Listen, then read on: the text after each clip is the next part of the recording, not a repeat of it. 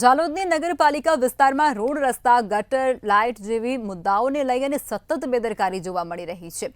નગરપાલિકા દ્વારા 78માં સ્વતંત્રતા દિવસની ઉજવણી કરવામાં આવી રહી હતી અને પાલિકા દ્વારા નગરમાં સ્વાતંત્ર્ય દિનની ઉજવણી પ્રસંગે હાજર રહેલા નગરજનોને આમંત્રણ પણ આપવામાં આવ્યું હતું, પણ ત્યાં નગરજનો પહોંચતા પાલિકાની ગંભીર બેદરકારી જોવા મળી હતી।